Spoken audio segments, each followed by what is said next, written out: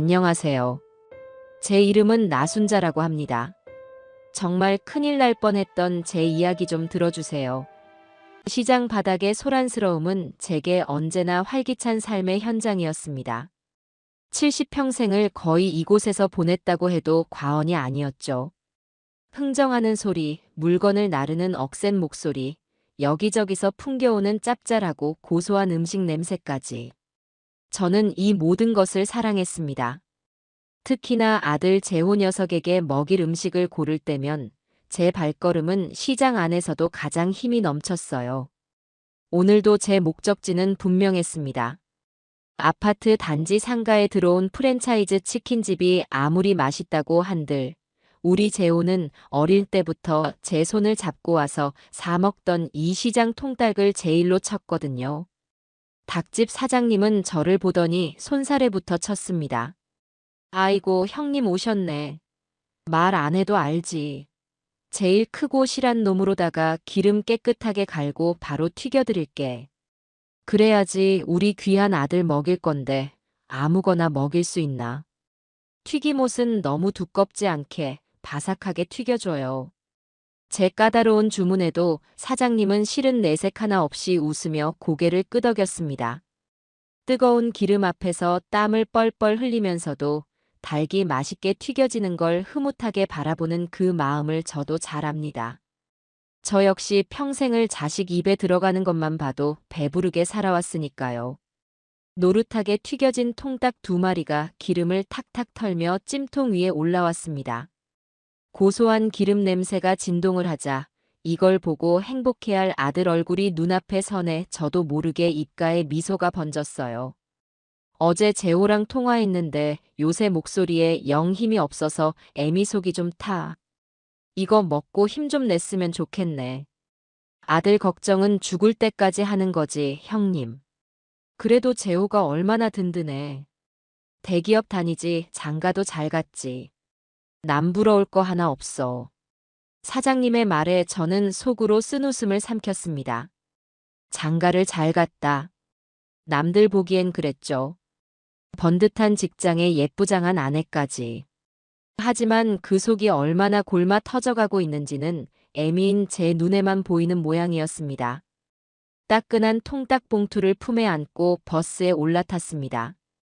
덜컹거리는 버스 안에서 저는 차창 밖으로 빠르게 지나가는 풍경을 보며 잠시 생각에 잠겼어요. 며느리 정민아와 있었던 일들이 주마등처럼 스쳐 지나갔습니다. 작년 김장 때였어요. 제가 밤새 정성껏 담근 김치를 커다란 통에 싸들고 아들 집에 갔었죠. 그런데 며칠 뒤 아들 집에 반찬을 가지러 들렀다가 음식물 쓰레기 봉투에 담겨버려진 멀쩡한 김치 포기를 보고 말았습니다. 제가 이유를 묻자 미나는 어쩜 그리도 표정 하나 안 변하고 말하던지요. 어머님 죄송해요. 어머님 김치가 맛없다는 게 아니고요. 저희 집 냉장고가 최신형이라 김치 냄새처럼 독한 냄새가 배면 안 된대요. 아시잖아요. 이런 집에 격 떨어지는 냄새가 나면 되겠어요? 격이 떨어진다. 그 말이 칼날처럼 제 가슴을 후벼 팠습니다. 제 아들이 세상에서 제일 맛있다며 먹던 김치가 그 아이에게는 격 떨어지는 냄새일 뿐이었던 겁니다. 그뿐만이 아니었어요. 제가 시장에서 사다 준 과일은 거들떠보지도 않고 백화점에서 사온 수입 과일만 아들 앞에 내놓았죠. 재호가 제 앞에서 아무렇지 않은 척 미나가 원래 좀 깔끔 떨어서 그래, 엄마. 라며 아내를 감싸줄 때면 저는 더 속이 상해 아무 말도 할 수가 없었습니다. 아들이 선택한 여자인데 제가 뭐라고 하겠어요. 그저 제 속만 까맣게 타들어갈 뿐이었죠. 어느새 버스는 재호가 사는 번쩍이는 새 아파트 단지 앞에 섰습니다. 이런 좋은 집에 살면 뭐하나 저 안에서 아들 녀석은 하루하루 시들어만 가고 있는데 저는 무거운 마음을 애써 감추고 밝은 표정을 지으며 아들이 사는 동으로 향했습니다. 경비실 앞을 지나가는데 안면이 있는 김 반장이 저를 보고 반갑게 손을 흔들었습니다. 저도 김 반장님 수고 많으십니다. 하고 인사를 건네고 막 아들 동 현관으로 들어가려던 참이었어요.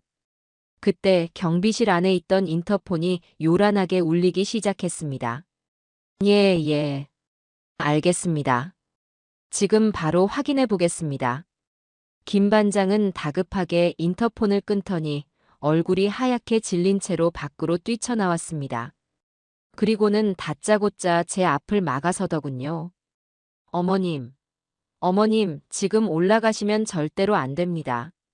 김 반장의 목소리는 아까와는 비교도 안 될 만큼 절박하고 다급했어요.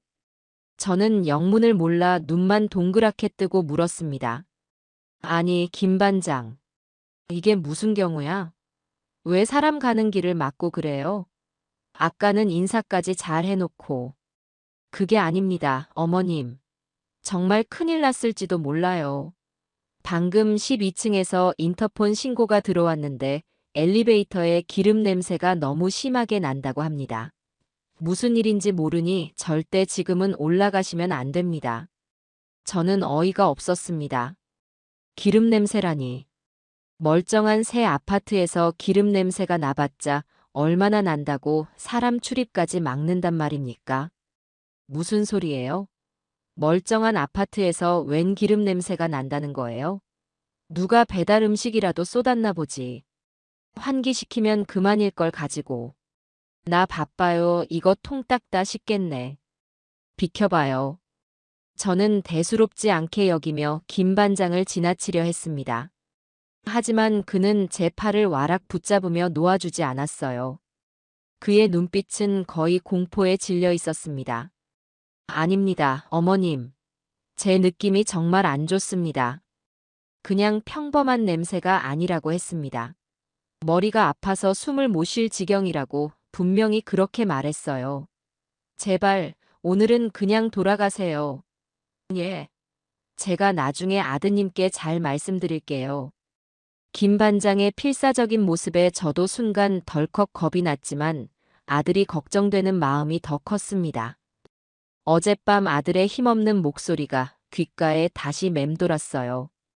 만약 집안에서 무슨 일이 생긴 거라면 제가 직접 가서 확인해야만 했습니다. 사람을 왜 이렇게 귀찮게 해? 별일도 아닌 걸 가지고. 이거나요. 내가 내 아들 집에 가겠다는데 왜 막는 거야? 당신이 뭔데 이래라 저래라 하는 거냔 말이야. 우리 아들 아프기라도 하면 너가 책임질 거야? 제가 버럭 소리를 지르자 마침 지나가던 옆집 여자가 저와 김 반장을 이상한 눈으로 쳐다보며 지나갔습니다. 얼굴이 화끈 달아올랐어요. 이 모든 상황이 짜증스럽고 답답했습니다.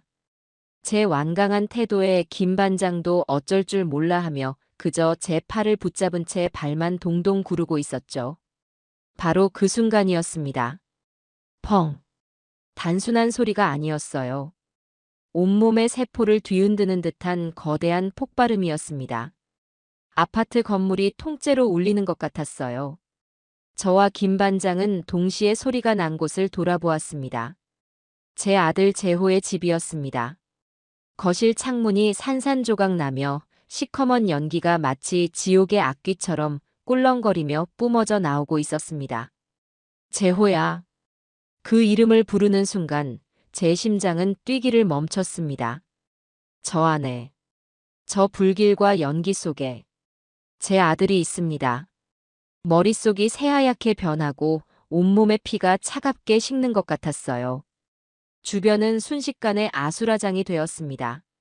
사람들의 날카로운 비명, 여기저기서 울려대는 자동차 경보음, 유리가 깨져나가는 소름 끼치는 소리.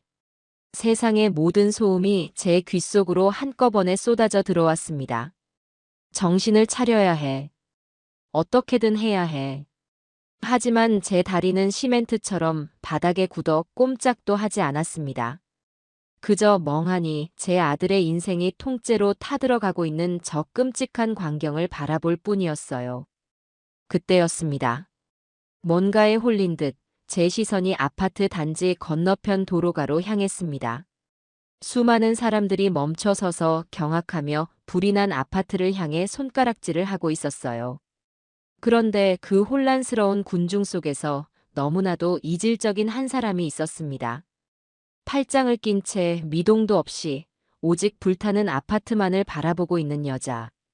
제가 지난 몇 년간 지긋지긋하게 봐왔던 며느리가 백화점에서 큰맘 먹고 샀다며 자랑하던 바로 그 값비싼 코트를 입고 있었습니다. 제 며느리 정민아였습니다. 미나는 남편과 자신의 보금자리가 잿더미가 되어가는 그 지옥 같은 현장을 마치 한 폭의 그림을 감상하듯 바라보고 있었습니다. 다른 모든 이들이 공포와 경악에 질려 있는데 그 아이의 얼굴에는, 그 아이의 입가에는 아주 희미한, 그러나 제 망막에는 낙인처럼 찍혀버린 미소가 걸려 있었습니다. 그것은 기쁨도 안도도 아닌 모든 것이 자신의 완벽한 시나리오대로 이루어졌다는 창조주의 만족감 같은 소름 끼치도록 잔혹하고 평온한 미소였습니다. 그 미소를 보는 순간 제 머릿속에서 모든 것이 한 번에 연결되었습니다.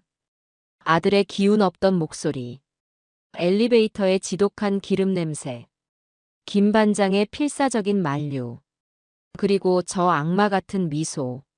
미나 너가. 목소리가 나오지 않았습니다. 들고 있던 통닭 봉투가 힘없이 손에서 미끄러져 바닥으로 떨어졌습니다. 고소한 기름 냄새와 역한 연기 냄새가 뒤섞여 코를 찔렀습니다. 뜨거웠던 온기를 잃은 통닭이 차가운 아스팔트 바닥으로 나뒹구는 것을 마지막으로 제 눈앞에 세상이 빙글 돌기 시작하더니 그대로 끝없는 암흑 속으로 빨려 들어갔습니다. 정신을 차렸을 때 제 코를 찌른 것은 고소한 통닭 냄새가 아닌 온 세상을 하얗게 표백해버린 듯한 지독한 소독약 냄새였습니다. 눈꺼풀이 천근만근 무거워 겨우 들어올리자 희미한 형광등 불빛 아래로 얼룩 하나 없는 새하얀 천장이 보였어요. 꿈인가? 여기가 어디지? 내가 왜 여기에 누워있나? 흐릿한 정신을 붙잡고 상반신을 일으키려는데 팔뚝에 꽂힌 주사 바늘이 팽팽하게 당겨지며 욱신거리는 통증을 보내왔습니다. 병원이었어요. 기억의 파편들이 안개 속에서 하나둘씩 떠오르기 시작했습니다. 시장의 활기찬 소음, 통닭의 고소한 온기, 버스의 나른한 진동, 그리고 지옥의 아가리처럼 뿜어져 나오던 검은 연기와 모든 것을 삼킬 듯 타오르던 붉은 불길. 마지막으로 제 망막에 낙인처럼 찍혀버린 그 잔혹한 미소. 악마처럼 웃고 있던 며느리의 얼굴이 떠오르는 순간 저는 거의 발작적으로 비명을 지르며 침대에서 벌떡 일어났습니다. 재호야. 우리 재호. 제 비명에 놀라 복도에서 달려온 젊은 간호사가 제 어깨를 붙잡았습니다. 어머님, 진정하세요. 괜찮으세요? 움직이시면 안 됩니다. 의사 선생님 좀 바로 불러올게요. 아니, 우리 아들. 우리 아들은 어떻게 됐어요? 불이 났는데 재호가 내 아들이 저 안에 있었는데. 저는 거의 이성을 잃고 간호사의 팔을 붙잡고 울부짖었습니다. 머릿속에는 온통 아들이 불길 속에서 고통스러워하는 끔찍한 상상만이 가득했어요. 내 평생의 보물, 내 삶의 이유. 그 아이를 잃는다는 것은 제 세상이 무너지는 것과 같았습니다. 제발, 제발 그것만은 아니어야 한다고 이름도 없는 신에게 빌고 또 빌었습니다. 잠시 후 의사 가운을 입은 중년 남자와 함께 낯익은 얼굴이 병실 문을 열고 들어왔습니다. 경비원 김 반장이었어요. 그의 걱정스러운 얼굴을 보자 애써 참고 있던 서름이 한꺼번에 터져 나오며 다시 한번 울음이 터져 나왔습니다. 김 반장, 우리 아들 좀 찾아줘요. 재호가 어떻게 됐는지 좀 알아봐줘요, 제발. 김 반장은 어쩔 줄 몰라 하며 제 손을 잡아주었습니다. 그의 손은 사시나무처럼 떨리고 있었어요. 의사가 제 어깨를 부드럽게 누르며 차분한 목소리로 말했습니다. 어머님, 진정하십시오. 흥분하시면 혈압이 올라 위험합니다. 다행히 아드님은 무사합니다. 연기를 좀 마셔서 다른 병실에서 안정을 취하고 있지만 생명에는 전혀 지장이 없으니 안심하세요. 무사하다고요? 제 귀를 의심했습니다. 세상의 모든 소리가 한순간에 멎는 것 같았어요. 정말이에요? 거짓말 아니죠? 우리 아들이, 내 아들 재호가 정말로 살아있다고요? 네. 옥상으로 침착하게 대피해서 소방대원들이 무사히 구조했습니다. 어머님은 그 광경을 보시고 너무 큰 정신적 충격을 받으셔서 쇼크로 쓰러지신 겁니다. 이곳으로 모신 거고요. 그 말을 듣는 순간 제 다리를 지탱하고 있던 마지막 힘이 탁 풀리면서 다시 침대 위로 쓰러지듯 누웠습니다. 눈물이 쉴 새 없이 흘러내렸어요. 방금 전까지 저를 옥죄던 무서움과 공포의 눈물이 아니라 뜨거운 안도와 감사의 눈물이었습니다. 살아있다니. 내 아들이 이 세상에 여전히 숨 쉬고 있다니. 그것만으로도 잿더미가 되어버린 세상이 다시 제자리를 찾는 것 같았습니다. 의사는 제게 안정제 주사를 한 대 더 놓아주며 푹 쉬라고 했지만 잠이 올 리가 없었어요. 저는 뜬 눈으로 밤을 새우며 어서 빨리 아들의 얼굴을 보고 싶다는 생각, 그리고 그 악마 같은 며느리를 어떻게 해야 할지에 대한 분노를 번갈아 곱씹었습니다. 다음 날 오전에야 재호가 제 병실로 찾아왔습니다. 밤새 얼마나 마음을 졸였는지 문이 열리는 소리에 심장이 철렁 내려앉았어요. 얼굴은 연기 때문에 군데군데 검댕이 묻어 있고 입고 있는 옷도 소방관들이 빌려준 허름한 활동복이었지만 두 발로 멀쩡히 걸어 들어오는 아들의 모습을 보니 저는 또다시 눈물부터 쏟아냈습니다. 엄마 괜찮아? 많이 놀랐지. 재호의 목소리는 화마가 핥히고 간 듯 잔뜩 쉬어 있었습니다. 저는 침대에서 내려와 아들의 손을 붙잡고 온몸을 더듬으며 다친 곳은 없는지부터 살폈어요. 너야말로 괜찮은 거야? 이 녀석아, 애미 심장이 다 녹아내리는 줄 알았어. 어떻게 된 거야? 대체 집이 왜 그 모양이 된 거냐고. 미나 그 애는 대체 어디에 있는 거고. 제 물음에 재호는 고개를 푹 숙였습니다. 그늘진 아들의 얼굴을 보니 제 마음은 다시 무겁게 가라앉았어요. 잠시 머뭇거리던 아들이 힘겹게 입을 열었습니다. 미나랑 좀 심하게 다퉜어. 돈 문제로. 돈 문제? 그깟 돈 문제로 다퉜다고 집에 불을 질러. 그게 사람이 할 짓이야? 그리고 너는 왜 전화를 안 받아? 엄마가 너 찾느라고 얼마나. 휴대폰이 거실에 있었어. 미나가 불을 붙이고 나가는 순간 연기가 너무 심하게 나서 도저히 잡으러 갈 수가 없었어. 방문 막고 있다가 창문 깨고 베란다 통해서 옥상으로 겨우 피했다가 구조된 거야. 아들은 겨우겨우 말을 이어갔습니다. 그 끔찍한 순간을 다시 떠올리는 것만으로도 무척 힘들어 보였어요. 하지만 저는 물어야만 했습니다. 그 미소의 의미를, 제 눈으로 똑똑히 본 그 악마 같은 얼굴의 정체를 알아야만 했어요. 재호야. 정신 똑바로 차리고 엄마 말 들어. 엄마가 똑똑히 봤어. 불이 났을 때 미나가 길 건너편에 서 있는 걸 봤다. 그런데 그 애가 웃고 있었어. 자기 집이, 자기 남편이 죽을지도 모르는 그 집이 불타는 걸 보면서 그 애는 웃고 있었다고. 제 말에 재호는 놀란 듯 고개를 들었습니다. 하지만 아들의 반응은 제가 예상했던 것과는 전혀 달랐어요. 아들은 제 말을 믿지 못하겠다는 듯 오히려 저를 안쓰럽게 쳐다보았습니다. 엄마, 뭘 잘못 봤겠지. 너무 놀라서 헛것을 본 걸 거야. 미나가 그럴 리가 없어. 엄마는 잘 몰라서 그래. 미나가 나한테 얼마나 잘했는데. 그냥 너무 화가 나서 홧김에 그런 걸 거야. 나한테 겁주려고 그런 거지, 진짜 나를 해치려고 그런 게 아니라고. 홧김에? 홧김에 사람을 집에 가둬놓고 불을 지른다는 게 말이 돼? 너 그거 죽을 뻔한 거야, 이 녀석아. 홧김이라는 말로 덮을 수 있는 일이 있고 없는 일이 있어. 아니야, 엄마. 미나는 그런 애가 아니야. 그럴 애가 못 돼. 일이 이렇게 커질 줄 몰랐겠지. 지금쯤 어디선가 후회하면서 펑펑 울고 있을지도 몰라. 나를 찾고 있을지도 모르고. 저는 기가 막혀서 말을 잃었습니다. 저 순에 빠진 아들 녀석은 목숨을 잃을 뻔한 그 순간까지도 제 아내를 감싸고 돌고 있었어요. 사랑에 눈이 멀어도 유분수지, 저건 어리석음을 넘어 거의 병적인 수준이었습니다. 며느리가 제게 했던 그 모진 말들과 행동들을 털어놓고 싶었지만 아들의 저 완고한 믿음 앞에서 무슨 소용이 있을까 싶었어요.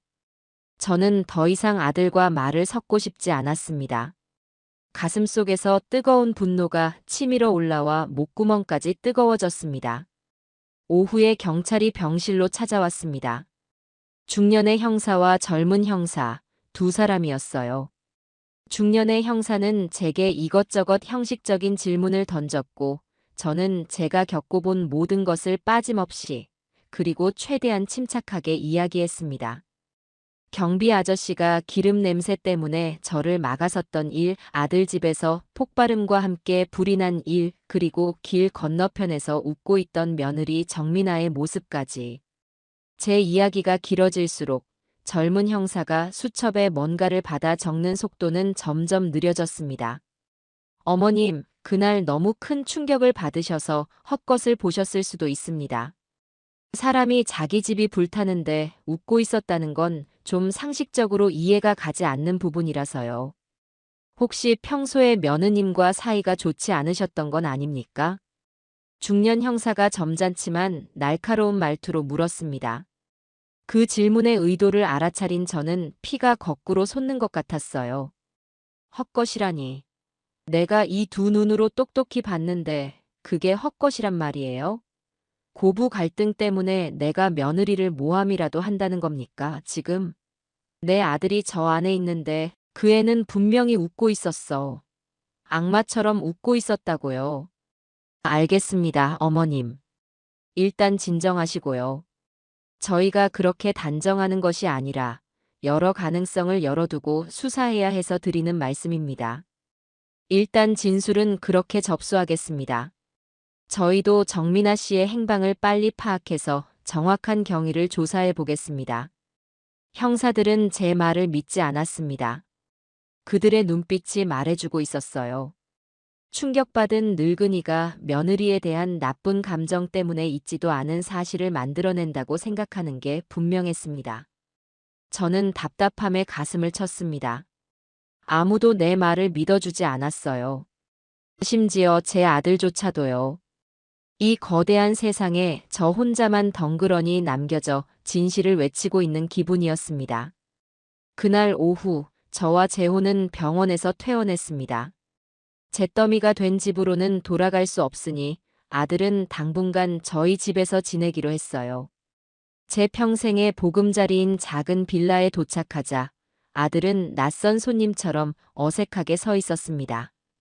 제가 아들 방으로 쓰던 작은 방에 이부자리를 펴주는데 재호가 망연자실한 목소리로 말했습니다. 엄마, 나 이제 어떡하지? 집도 옷도 우리가 함께했던 시간들도 전부 다 타버렸어. 당장 쓸 돈도 하나 없는데. 걱정 마라. 이 애미가 있는데 뭐가 걱정이야. 급한 대로 내 돈이라도 먼저 쓰고 차차 수습하면 되지. 몸 성한 것만으로도 하늘이 도운 거야. 저는 애써 아들을 위로하며 부엌으로 향했습니다. 속이 놀랐을 아들을 위해 따뜻한 누룽지라도 끓여줘야겠다 싶었어요. 쌀을 씻어 밥을 안 치고 가만히 앉아 누룽지가 만들어지기를 기다리는 동안 아들이 조용히 제 뒤로 다가왔습니다. 아니야. 내가 미나랑 결혼하려고 모아둔 돈이 있어. 적금 깨서 비상금으로 넣어둔 통장이 있는데 그걸로 일단 급한 불부터 꺼야겠어.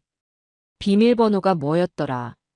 아들은 제 컴퓨터를 빌려 은행 홈페이지에 접속했습니다. 공인인증서 암호를 몇 번이나 틀리던 아들은 겨우 로그인을 하고 자신의 계좌를 확인했습니다. 아들의 손이 순간 멈칫하는 것을 보고 제 심장도 덜컥 내려앉았습니다. 아들의 얼굴이 종이장처럼 하얗게 굳어가는 것을 보고 저는 불길한 예감에 휩싸였습니다. 왜 그래? 무슨 일이야? 재호는 아무 말 없이 마우스를 움직여 화면을 제 쪽으로 돌렸습니다. 모니터에는 아들의 예금 계좌 내역이 떠 있었어요. 그리고 그 아래 선명하게 찍힌 숫자는 제 눈을 의심하게 만들었습니다. 출금 가능 잔액 7,350원. 이게 어떻게 된 거야? 너가 여기에 1억 원 넘게 있다고 하지 않았어? 맞아, 분명히 1억 2천만 원이 있었어. 내 전 재산이었는데. 그런데 아들은 떨리는 손으로 거래 내역을 조회했습니다. 스크롤을 내리는 아들의 손가락이 경련을 일으키는 것 같았어요. 그리고 우리는 숨을 죽인 채 화면을 바라보았습니다. 아들 집에 불이 나기 바로 전날 오후. 아들의 계좌에서 총 4번에 걸쳐 현금과 수표로 1억 2천만 원이 모두 인출되었습니다. 지점명은 시내 중심가에 위치한 큰 은행의 강남 VIP 센터. 며느리 정민아가 입버릇처럼 자랑하던 바로 그곳이었습니다. 돈을 찾아간 사람은 말할 것도 없이 정민아였습니다. 아들이 아내에게 유사시에 쓰라며 맡겨두었던 인감도장과 위임장을 이용한 것이 틀림없었어요. 재호는 모니터를 보며 허하고 바람 빠진 웃음소리를 냈습니다. 그 웃음소리가 어찌나 처량하게 들리는지 제 가슴이 다 미어지는 것 같았어요. 홧김에 그런 거라고. 후회하며 울고 있을 거라고. 이래도 그 말이 나오니 이 멍청한 놈아. 이건 처음부터 다 계획된 거였어. 네 돈 다 빼돌리고 너는 저 잿더미 속에 묻어버리려고 작정한 거였단 말이다. 저는 아들의 등짝을 내리치며 고함을 질렀습니다. 이제야 저 미련한 아들 녀석도 모든 것을 깨달은 모양이었습니다. 아들의 눈에서 뒤늦은 후회와 배신감, 그리고 스스로에 대한 자책이 뒤섞인 뜨거운 눈물이 방울젓 떨어졌습니다. 아들은 어린아이처럼 소리내어 울기 시작했습니다. 그날 밤 우리는 아무 말 없이 잿더미가 된 인생을 마주한 채 길고 긴 밤을 지새워야 했습니다. 다음 날 아침 동이 트자마자 저는 잠들어 있는 아들을 깨웠습니다. 밤새 뜬 눈으로 수만 가지 생각을 한 끝에 제가 직접 움직여야 한다는 결론을 내렸거든요. 어리숙한 경찰만 믿고 있다가는 정민아 그 여우 같은 것을 영영 놓치고 말 것 같았습니다. 일어나라, 재호야. 우리 나갈 준비해야지. 어딜 가, 엄마? 나 아무 데도 가고 싶지 않아. 어디긴 어디야? 네 차부터 확인하러 가야지. 불은 위에서 났으니 지하 주차장은 멀쩡할 것 아니냐? 제 말에 아들은 멍한 표정을 지었습니다. 차는 왜? 차가 지금 무슨 소용인데? 이 답답한 녀석아. 차에 블랙박스 있잖아. 네가 얼마 전에 새로 바꿨다고 하지 않았어? 거기에 뭐라도 찍혀 있지 않겠냐고. 미나가 집에서 나가는 모습이라도 찍혔을지 누가 아냐. 제 말을 듣고 나서야 아들은 아차 싶은 표정을 지었습니다. 번뜩 정신이 든 듯 아들은 허둥지둥 옷을 챙겨 입었습니다. 우리는 서둘러 아들이 살던 아파트로 향했습니다. 화재 현장은 여전히 폴리스 라인이 쳐져 접근할 수 없었지만 지하 주차장은 다행히 통제되지 않은 상태였어요. 재호의 차는 다행히 그 자리에 멀쩡하게 서 있었습니다. 하지만 차에 가까이 다가갈수록 제 마음속 불안감은 점점 더 커져만 갔어요. 그리고 그 불안은 곧 현실이 되었습니다. 차량 앞 유리에 붙어 있어야 할 검은색의 작은 기계, 블랙박스가 감쪽같이 사라진 후였습니다. 본체만 사라진 것이 아니라 천장을 따라 연결된 전선까지 아주 깔끔하게 뜯겨나간 상태였어요. 마치 처음부터 그 자리에 아무것도 없었다는 듯이요. 이것 봐라. 이것 좀 봐. 보통 내기가 아니라니까. 전문가 솜씨야. 증거가 될 만한 건 귀신같이 알고 미리 다 치워버린 거야. 이게 홧김에 저지른 범죄로 보여. 아주 머리 좋고 치밀한 년이라고. 저는 분노에 차서 소리쳤습니다. 아들도 이제는 더 이상 며느리를 감싸지 못하고 굳은 표정으로 입술만 깨물고 있었어요. 단순한 방화가 아니었습니다. 이것은 완벽하게 계획된 범죄였어요. 돈을 빼돌리고 증거를 인멸하고 마지막으로 아들의 목숨까지 노렸던 겁니다. 엄마, 일단 은행부터 가보자. 미나가 돈을 찾았던 그 지점으로 가서 은행원이랑 얘기를 해보면 뭔가 알 수 있을지도 몰라. 분명 공범이 있을 거야. 아들의 눈빛이 달라져 있었습니다. 더 이상 슬픔에 잠긴 피해자가 아니었어요. 모든 것을 되찾겠다는 결심을 한 남자의 눈빛이었습니다. 우리는 곧장 강남에 있다는 그 문제의 은행 VIP 센터로 향했어요. 번쩍이는 회전문을 열고 안으로 들어서자 은은한 클래식 음악과 고급스러운 대리석 바닥이 우리를 맞았습니다.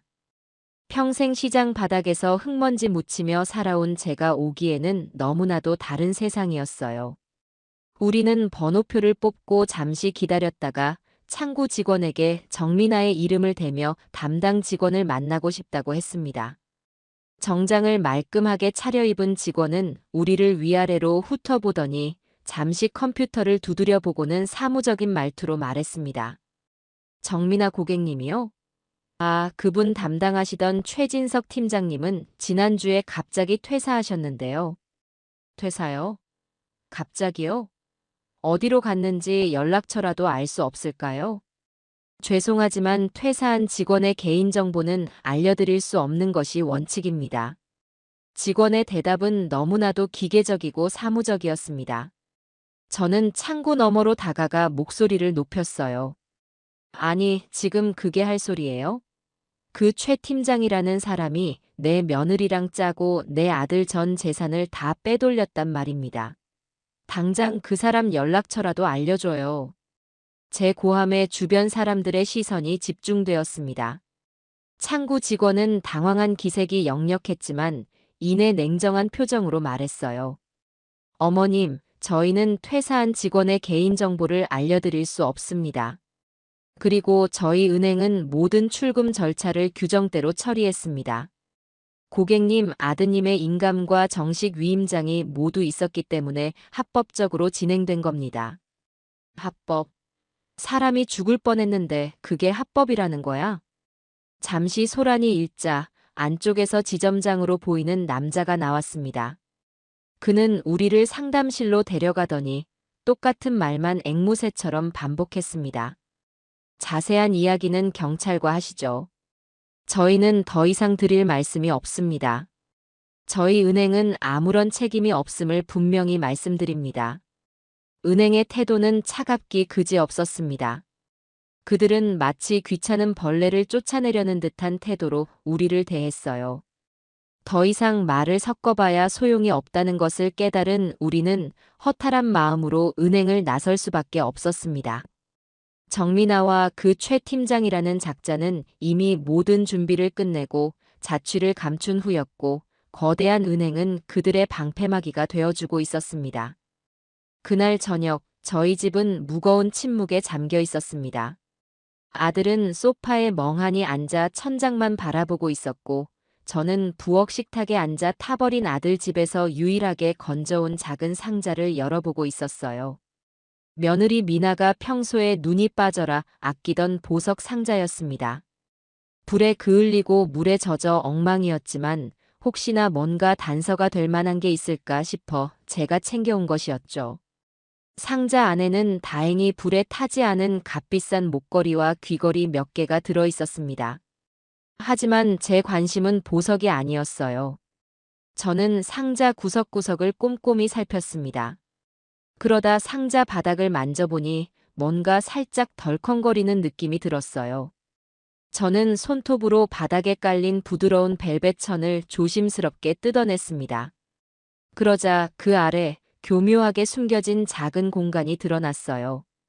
그리고 그 안에 들어있는 물건들을 보는 순간 저는 숨을 멈췄습니다. 그곳에는 유심칩이 제거된 구형 휴대폰 서너 개와 두꺼운 비닐에 쌓인 신분증 뭉치가 들어있었습니다. 신분증 사진 속 얼굴은 분명 제 며느리 정민아였는데 이름과 주민등록번호는 모두 다른 사람의 것이었어요. 김민영, 박수진, 이지아.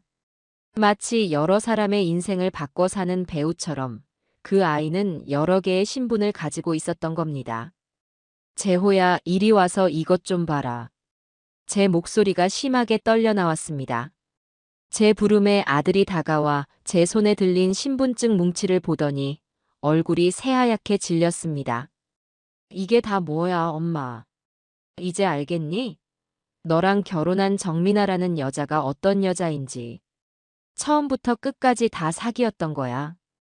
이름도 배경도 너를 사랑한다던 그 말까지도 전부 다 거짓이었던 거라고. 저는 신분증 뭉치를 바닥에 내던졌습니다. 아들은 그 자리에 주저앉아 무너져 내렸어요. 그동안 며느리에 대해 품고 있던 마지막 믿음과 희망이 산산조각 나는 순간이었습니다. 이제야 우리는 우리가 상대해야 할 존재가 단순한 방화범이 아니라 훨씬 더 교활하고 거대한 사기꾼이라는 사실을 깨닫게 되었습니다. 그날 이후 재호는 완전히 다른 사람이 되었습니다. 더 이상 며느리를 감싸지도 현실을 부정하지도 않았어요. 그의 눈에는 깊은 슬픔과 함께 모든 것을 잃어버린 남자의 차가운 분노가 자리 잡고 있었습니다. 경찰에 대포폰과 위조 신분증을 증거로 제출했지만 수사는 생각보다 더디게 진행되었습니다. 이미 신분 세탁에 능숙한 전문가의 소행이라 추적이 쉽지 않다는 말만 반복할 뿐이었어요.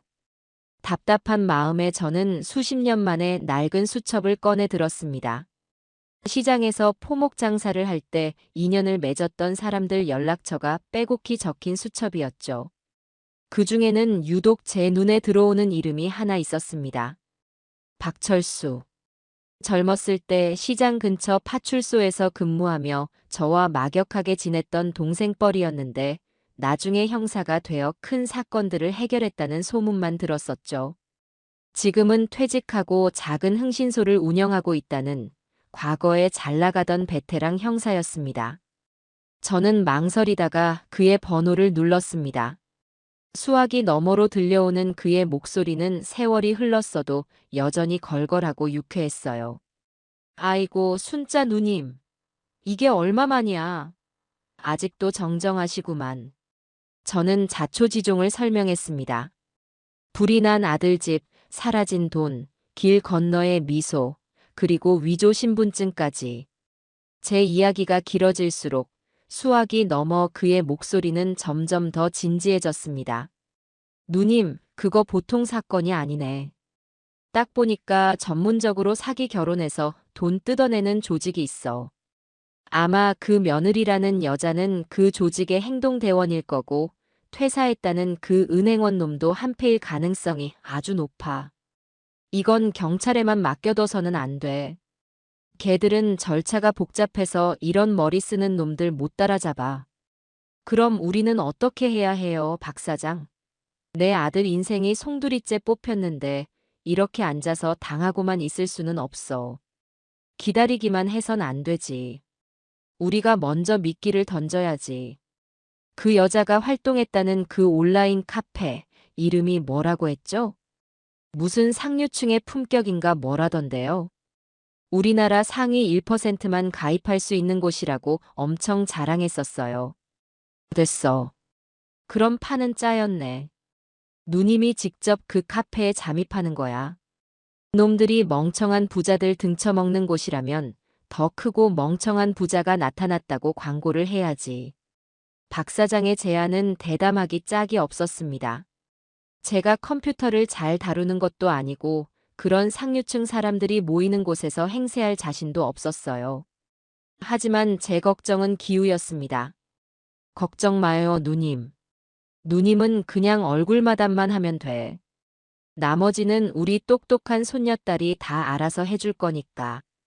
다음 날, 저는 박 사장의 사무실에서 그의 손녀딸이라는 아이를 만났습니다. 대학에서 컴퓨터 공학을 전공한다는데 안경 너머 눈빛이 아주 야무져 보였어요. 그 아이는 제 명의로 상류층의 품격이라는 카페에 가입할 프로필을 만들기 시작했습니다. 할머니, 컨셉을 확실하게 잡아야 해요. 청담동 고급 빌라에 거주하는 은퇴한 교수 남편의 미망인. 자식들은 다 유명한 외국 대학으로 유학 가서 기러기 엄마 신세인데 남편이 남겨준 막대한 유산 때문에 돈이 너무 많아서 골치 아픈 거야. 그래서 안전한 투자처를 찾고 있다는 설정으로 가는 거죠. 저는 어처구니가 없었지만 손녀딸이 시키는 대로 했습니다. 즉석에서 값비싸 보이는 옷을 빌려 입고 고급 카페를 배경으로 프로필 사진을 찍고 말투도 교양 있는 척 연습했어요. 손녀딸은 제 이름 나순자를 이용해 청담동 나 여사라는 근사한 별명까지 만들어 주었습니다. 모든 준비는 일사천리로 진행되었어요. 드디어 카페 가입이 승인되고 저는 손녀딸이 미리 작성해준 글을 투자 정보 나눔 게시판에 올렸습니다. 안녕하세요. 처음 인사드립니다. 청담동에 사는 나 여사라고 합니다. 남편이 남겨준 유산과 연금 덕에 노후는 편안하지만 시중은행 금리가 너무 낮아 고민이 많네요. 자식들 보기 부끄럽지 않게 자산을 잘 굴리고 싶은데 아는 정보가 없어 답답합니다. 안전하면서도 수익률 좋은 비공개 투자처가 있다면 소개받고 싶습니다. 좋은 인연으로 이어진다면 사례는 두둑하게 하겠습니다. 글을 올리고 나자 제 심장은 쿵쾅거리기 시작했습니다. 과연 이 미끼를 교활한 물고기들이 물어줄까요? 박 사장은 제 어깨를 두드리며 말했습니다. 사기꾼들은 절대 돈 냄새를 그냥 지나치지 못해. 특히 안전하고 고수익이라는 말에는 환장하지. 분명히 누군가 접근해 올 겁니다. 우리는 그냥 느긋하게 잉어가 낚싯대를 물기를 기다리기만 하면 돼요. 그의 말대로 우리는 기다렸습니다. 하루, 이틀. 아무런 소식이 없자 저는 점점 초조해졌어요. 괜한 짓을 한 건 아닐까 후회가 밀려오던 사흘째 저녁이었습니다. 재호와 함께 저녁을 먹고 있는데 제 휴대폰으로 짧은 알림음이 울렸습니다. 카페에서 쪽지가 도착했다는 알림이었어요. 저는 떨리는 손으로 쪽지를 확인했습니다. 발신인의 별명은 비공개 투자 전문가였습니다. 나 여사님, 올리신 글 흥미롭게 잘 보았습니다. 마침 제가 관리하는 소수의 특별 고객들을 위한 비공개 투자 상품이 있습니다. 시중 은행 상품과는 비교할 수 없는 수익률과 안정성을 보장합니다. 아무에게나 드리는 기회가 아닙니다. 혹시 관심 있으시면 편한 시간에 연락 주십시오. 그리고 그 아래 연락처와 함께 이름 하나가 적혀 있었습니다.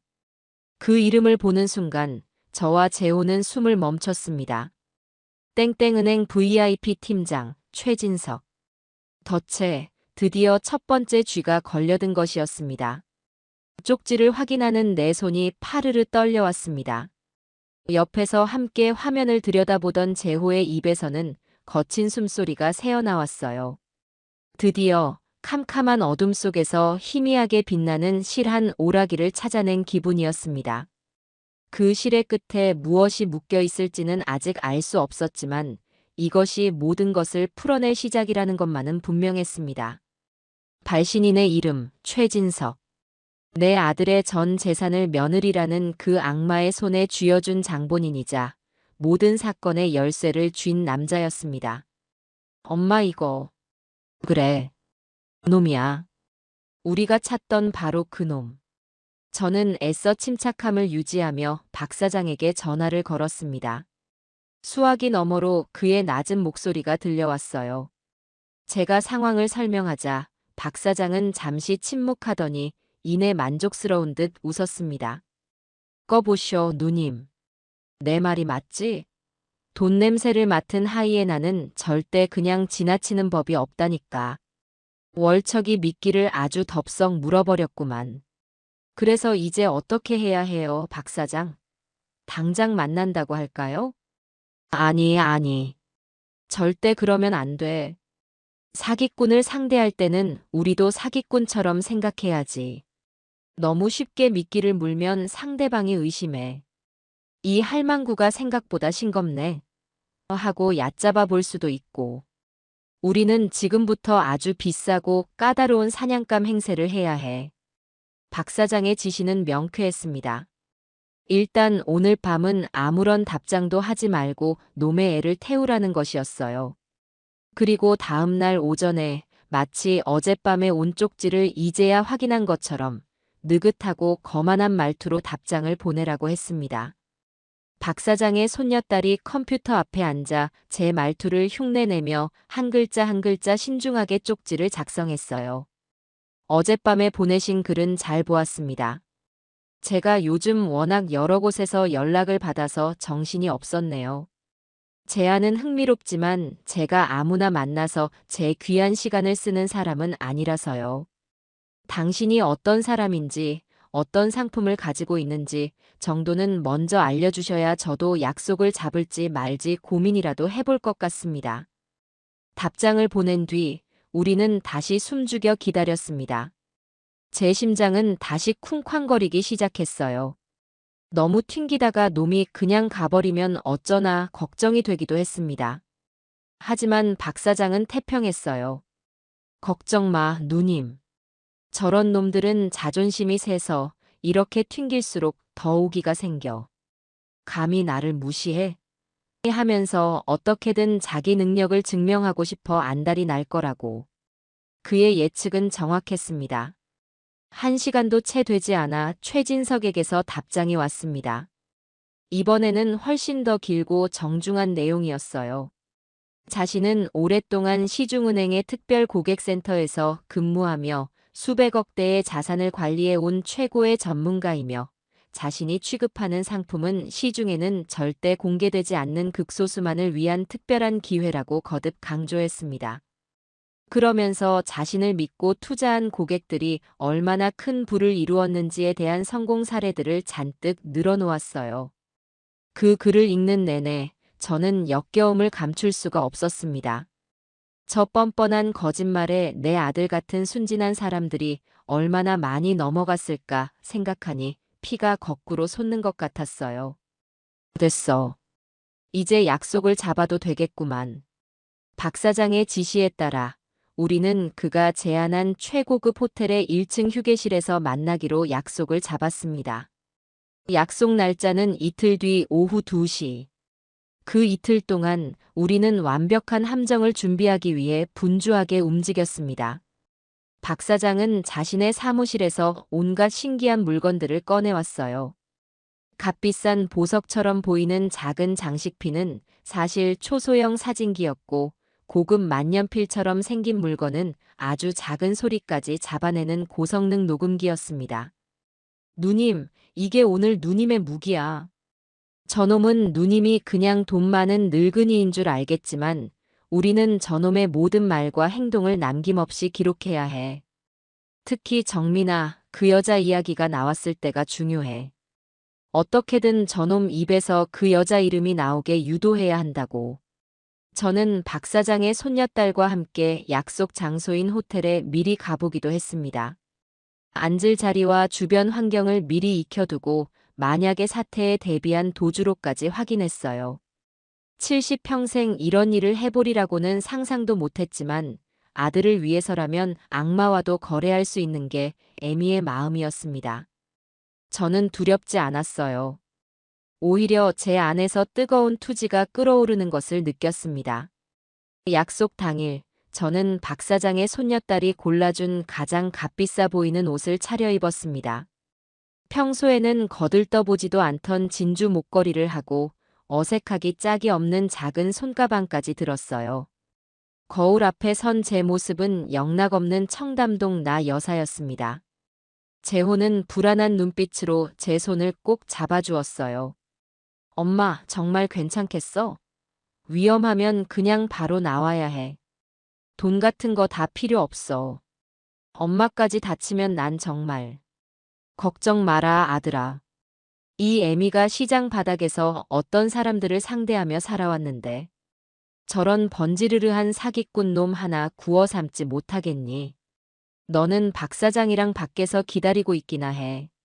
저는 애써 아들을 안심시키고 약속 장소인 호텔로 향했습니다. 호텔 휴게실에 들어서자 잔잔한 피아노 연주 소리가 저를 맞았습니다. 약속 시간보다 10분 정도 일찍 도착해 자리를 잡고 앉아 있는데 멀리서 말끔한 정장을 차려입은 한 남자가 저를 향해 다가오는 것이 보였습니다. 사진으로 본 적은 없었지만 저는 직감적으로 저자가 최진석이라는 것을 알 수 있었어요. 그는 뱀처럼 교활하지만 매력적인 미소를 지으며 제 앞에 섰습니다. 처음 뵙겠습니다. 나 여사님 되십니까? 제가 최진석입니다. 그래요. 앉아요. 저는 일부러 거만하게 턱짓을 하며 그를 자리에 앉혔습니다. 최진석은 제 앞에 앉아 저를 위아래로 훑어보았습니다. 제 옷차림과 가방, 그리고 진주 목걸이를 보며 제 재산을 가늠하고 있는 것이 틀림없었어요. 먼 길 오시느라 힘드셨겠습니다. 말씀은 많이 들었습니다. 이 업계에서 나 여사님처럼 현명한 투자자를 만나 뵙기란 쉽지 않은 일이죠.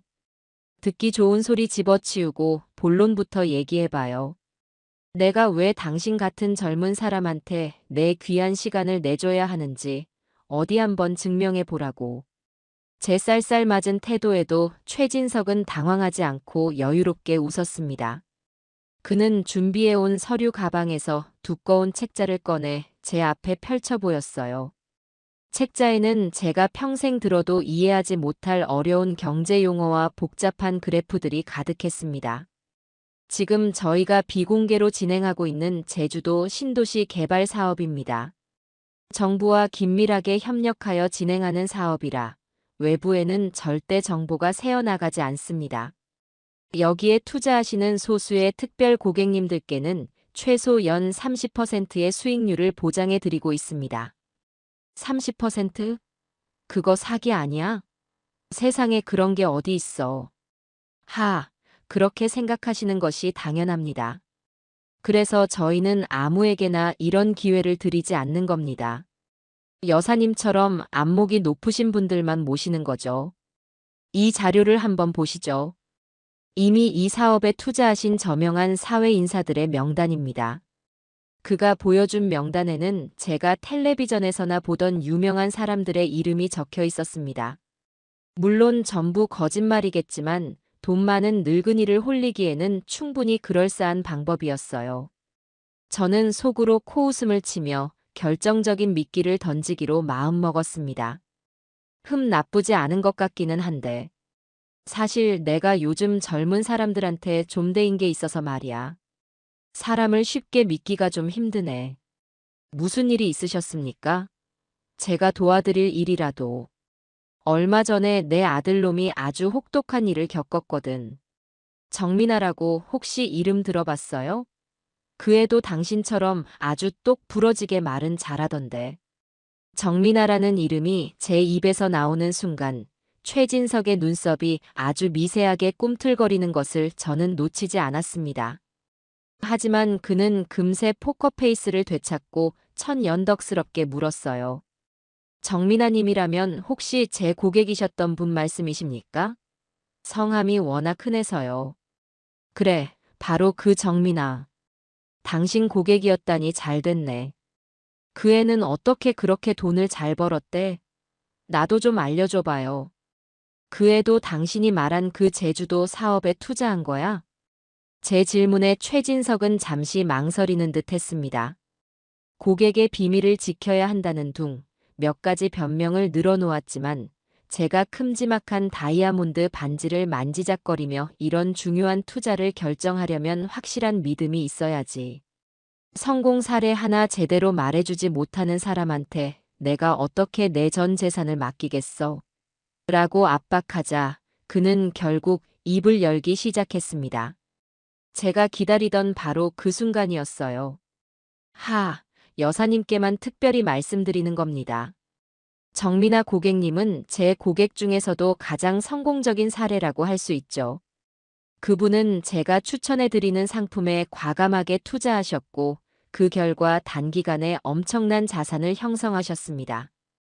이번에 모든 자산을 정리해서 해외로 나가시는 것도 제가 전부 도와드렸습니다. 아마 지금쯤 남프랑스의 어느 멋진 해변에서 와인을 마시고 계시겠지요. 최진석은 자랑스럽게 떠들어댔습니다. 그는 정민아가 얼마나 영리하고 대담한 투자자였는지, 그래서 지금 얼마나 행복한 삶을 살고 있는지를 침이 마르도록 칭찬했어요.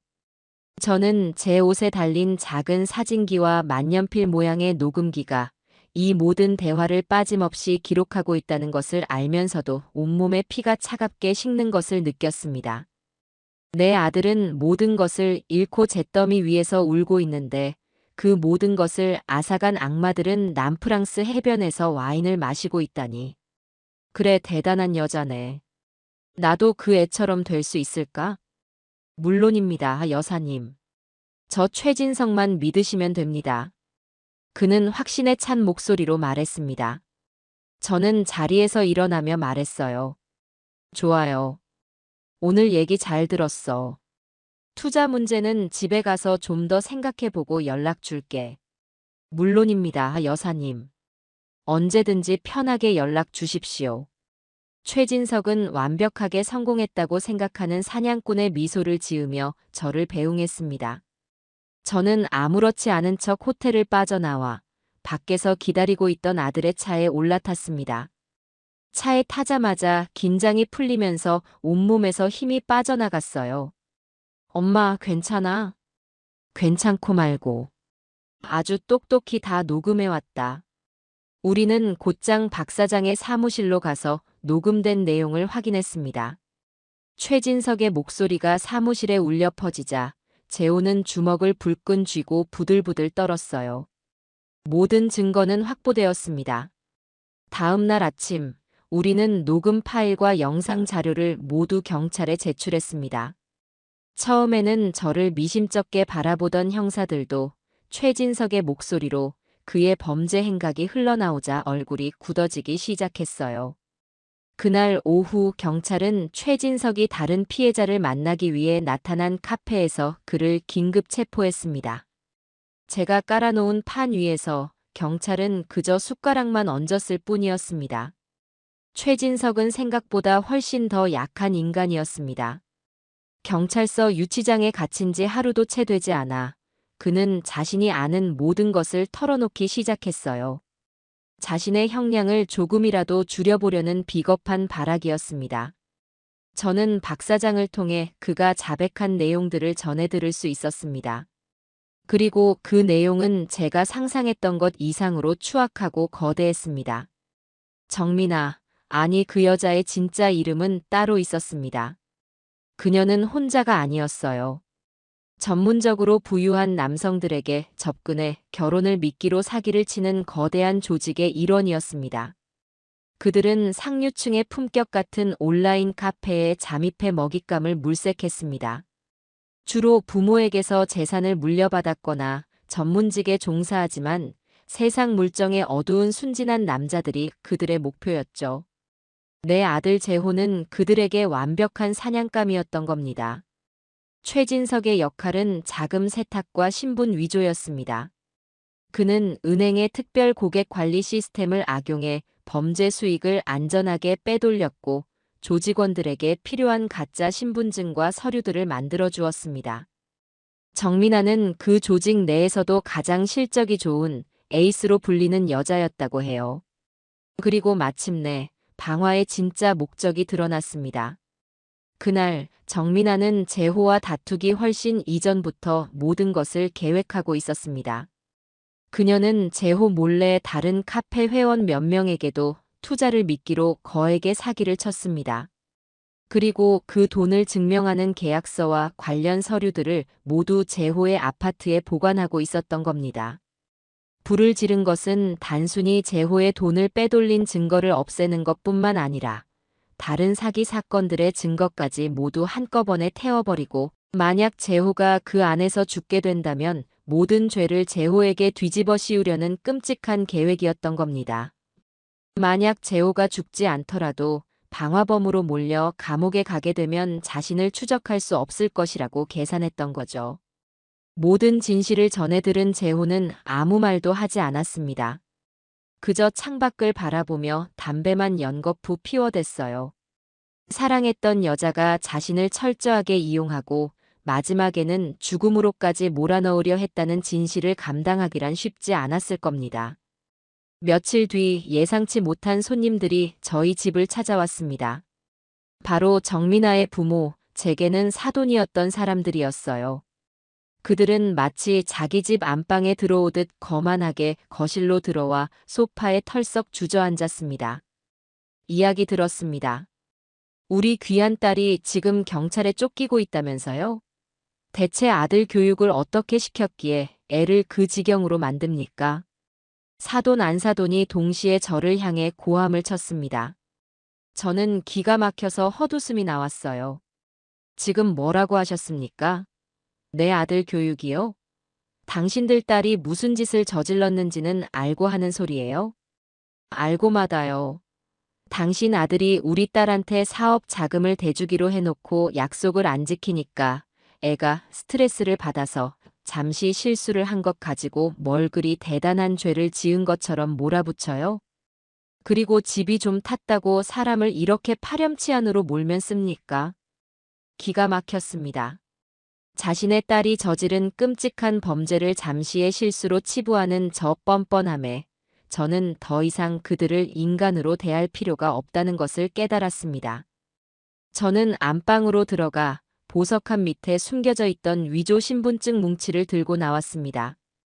그리고 그들의 면전에 신분증들을 집어 던졌습니다. 당신들 딸이 누군데요? 김민영이에요? 박수진이에요? 아니면 이지아예요? 당신들 딸 이름이 도대체 몇 개나 되는지 나도 좀 압시다. 바닥에 흩뿌려진 여러 개의 신분증을 본 사돈 내외의 얼굴이 하얗게 질렸습니다. 그들의 눈빛이 당황과 공포로 흔들리는 것을 보니 그들 역시 딸의 범죄에 대해 어느 정도 알고 있었거나 적어도 그 돈의 출처가 깨끗하지 않다는 것쯤은 짐작하고 있었던 것이 틀림없었어요. 이게 다 뭐냐? 뭐긴 뭐예요. 당신들 딸이 내 아들 같은 순진한 남자들 등쳐먹을 때 쓰던 가짜 신분들이지. 당신들이 입고 있는 그 번쩍이는 옷, 차고 있는 그 시계, 전부 다 내 아들 피눈물로 산 거란 말이다. 그런데도 스트레스, 실수, 그런 말이 나와. 저는 목이 터져라 소리쳤습니다. 제 기세에 눌린 사돈 내외는 아무 말도 못하고 입만 뻐끔거렸어요. 당신들도 공범이야. 당장 내 집에서 나가. 다시 한번 내 눈앞에 나타나면 그때는 당신들도 딸년이랑 똑같은 곳으로 보내버릴 줄 알아. 저는 현관문을 활짝 열고 소리쳤습니다. 그들은 허둥지둥 신발을 꿰어 신고는 도망치듯 집을 빠져나갔습니다. 저는 그들의 비겁한 뒷모습을 보며 거친 숨을 몰아쉬었습니다. 며칠 뒤 정민아의 사기 행각이 뉴스에 보도되기 시작했습니다. 처음에는 작은 사회면 기사였지만 피해 액수가 워낙 크고 수법이 대담해서 금세 큰 화제가 되었어요. 뉴스가 나가자 숨어있던 다른 피해자들이 용기를 내어 경찰서로 몰려들기 시작했습니다. 전 재산을 잃은 노인부터 결혼 자금을 사기당한 젊은 부부까지. 그들의 안타까운 사연을 들으며 저는 이 싸움이 더 이상 저와 제오만의 싸움이 아니라는 것을 깨달았습니다. 저는 피해자들 중 가장 형편이 딱해 보였던 젊은 부부를 따로 만났습니다. 그들은 제 손을 잡고 펑펑 울었어요. 저희가 바보 같았어요. 그렇게 쉽게 돈을 벌 수 있다는 말에 넘어가서. 이제 저희 결혼도 미래도 다 끝났어요. 저는 그들의 어깨를 감싸 안으며 말했습니다. 아니에요. 끝나지 않았어. 절대 이렇게 끝나게 두지 않을 거야. 내 아들 인생을 망친 그 악마 같은 것을 내가 반드시 내 손으로 잡아서 죗값을 치르게 할 테니 조금만 더 힘을 내요. 제 말에 젊은 부부는 고개를 끄덕이며 눈물을 훔쳤습니다. 저는 그들의 눈을 보며 다시 한번 굳게 다짐했어요. 반드시 정민아를 잡아 법의 심판대에 세우겠다고. 경찰은 최진석이 알려준 정민아의 은신처를 덮쳤습니다. 하지만 그곳은 이미 텅 비어 있었어요. 그 여자는 최진석이 체포되었다는 소식을 듣자마자 이미 한 발 앞서 자취를 감춘 후였습니다. 경찰은 전국의 정민아를 수배했지만 그녀는 위조 신분증을 여러 개 가지고 있고 변장술에도 능해 추적이 쉽지 않다고 했습니다. 시간은 우리 편이 아니었어요. 이대로 시간이 흐르면 그녀는 또 다른 이름으로 어딘가에서 버젓이 살아가게 될지도 모릅니다. 박 사장, 이대로는 안 되겠어요. 경찰만 믿고 있을 수는 없어. 우리가 직접 찾아야지. 누님, 그 여자는 보통 내기가 아니라니까. 지금쯤이면 아마 성형수술이라도 해서 얼굴을 바꾸고 있을지도 몰라. 어디서부터 찾아야 할지 막막하다고. 박 사장의 말에도 일리가 있었습니다. 하지만 저는 포기할 수 없었어요. 며칠 밤낮으로 정민아라는 여자에 대해 생각했습니다. 그 여자의 말투, 행동, 습관, 모든 것을 떠올리며 약점을 찾아내려 애썼어요. 그러다 문득 제 머릿속을 스치는 것이 있었습니다. 바로 그 여자의 지독한 허영심이었습니다.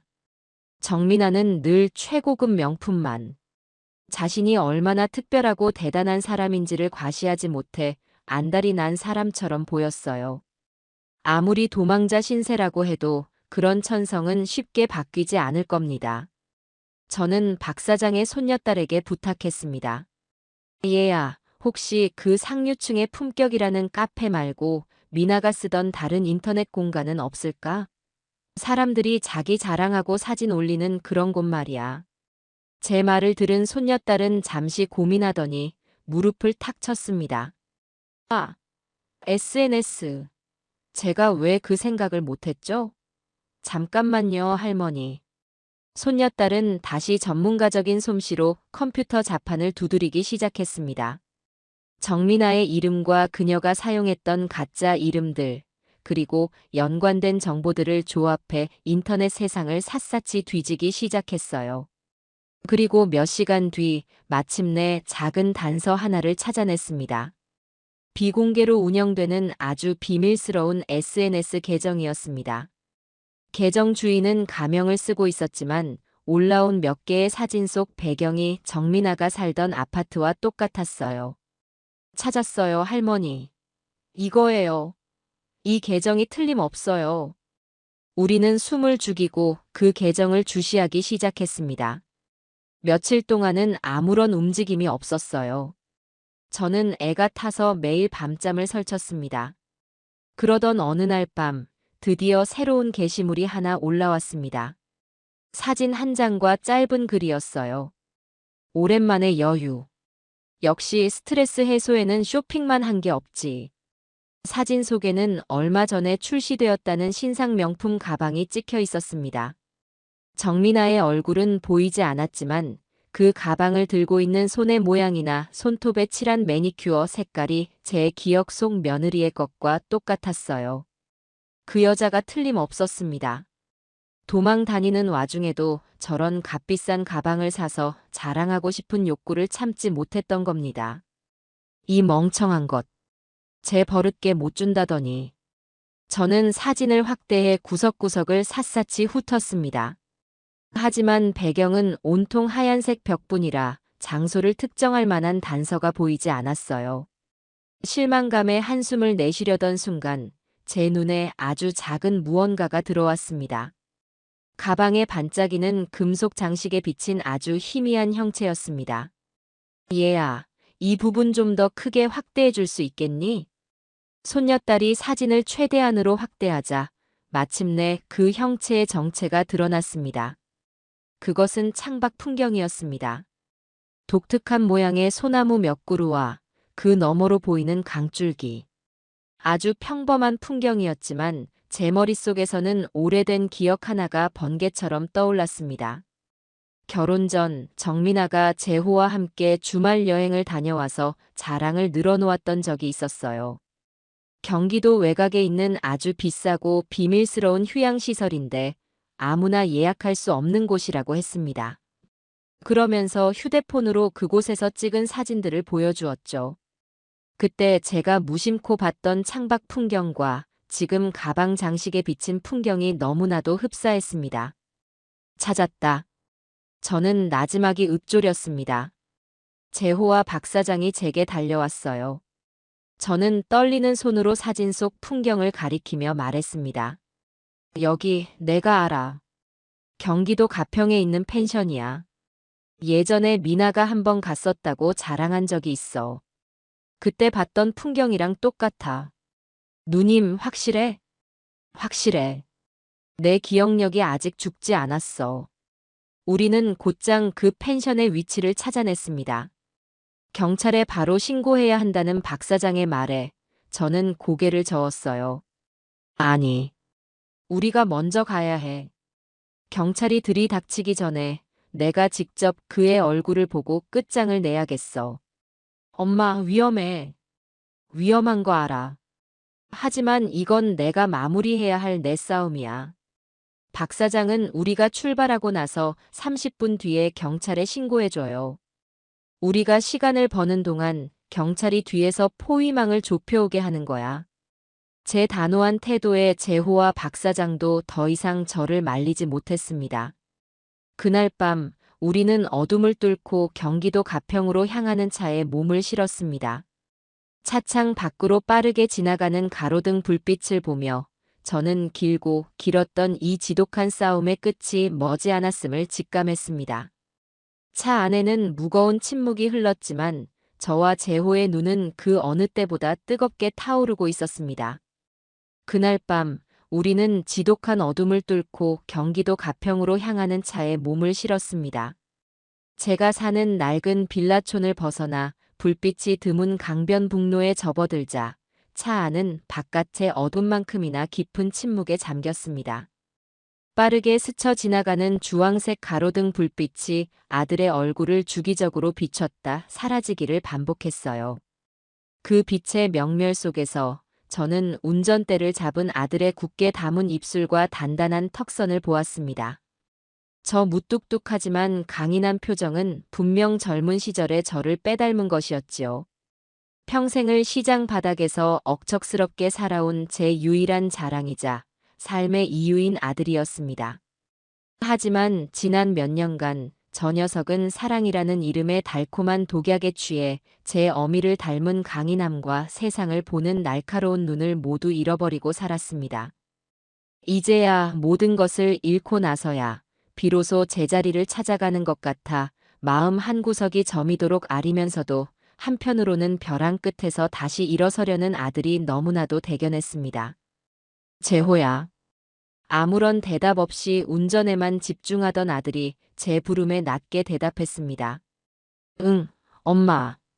무섭지 않으냐? 어미의 나지막한 물음이 차 안의 무거운 공기를 갈랐습니다.